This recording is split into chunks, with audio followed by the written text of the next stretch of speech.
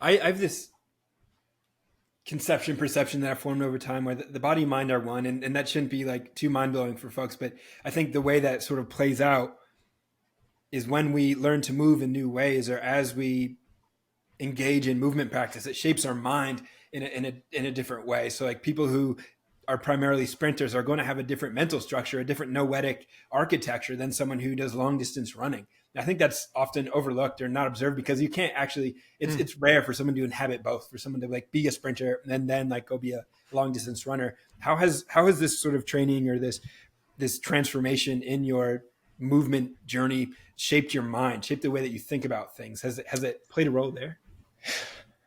So this is interesting that you say that. My brother sent me a study like ages ago about how different practices physically affected different areas of cognitive performance. So lifters in general have better problem solving or like task solving capacities, while distance runners have better, I think, working memories. So it's like right down to like a cognitive function level, your tasks that you choose to do and the way that you engage in your physical practice are going to inform your cognitive performance. So the body and mind are definitely one. We're on the same page there. In terms of how it's affected me mentally, there's a couple of things. One is that I don't feel like I have to go hard all the time just to feel like I'm okay. Like I remember when I was CrossFitting and powerlifting, like it was almost like I was putting 400 pounds on a barbell on my back just so that I could feel grounded. And like, I don't feel that way anymore. I feel more connected to my nature. And so I don't have to force myself to exert myself in extreme ways in order to feel less anxious. I also feel like I have a broader view of things because when I was coming from a lifting perspective, if you think about the nature of the movement itself, it's very linear. It's coming from a very boxed in perspective of the way that the world works and the way that human movement is. It's all levers and hinges. It's you push, pull, squat, lunge, and hinge. That's the human body. It's like, well, actually, the way the human body behaves in nature is pretty multidimensional. And so there was a really big expansion of, there are so many variables that I don't know how to account for. And that's kind of liberating in a lot of ways. The need for control in my life. I still have really efficient systems for my work and my business and my habits. But in general, rather than trying to control everything, I try to let nature control me more.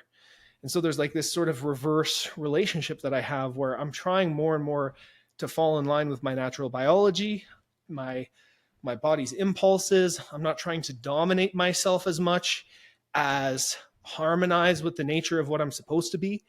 So it's a very intangible thing to try and consider how has your mind changed over, close to 2 years of training and looking at the body in a different way. But I think those are some really, really big things. I still have hangups about how I look. I think, like coming from a background where I was really fat and then like my appearance was so important, I still have hangups about it. But less so, it's like, I don't attach my personal value to my external appearance as much. Right. And I really try not to do that because I am on social media a lot for my job. I do exist on the internet. I'm constantly portraying and projecting this image of myself out to the world. So if I get too hung up on that as my identity, then it can really fuck me up. Like you can really, really get screwed up thinking about that.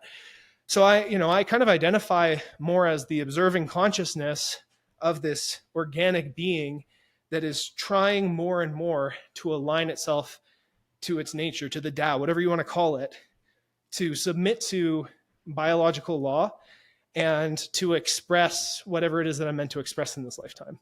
So there's a big element of release and humility, I guess, and less trying to dominate myself and my environment. Man, that was a beautiful riff. Thanks, man. Thanks for sharing that. That was awesome.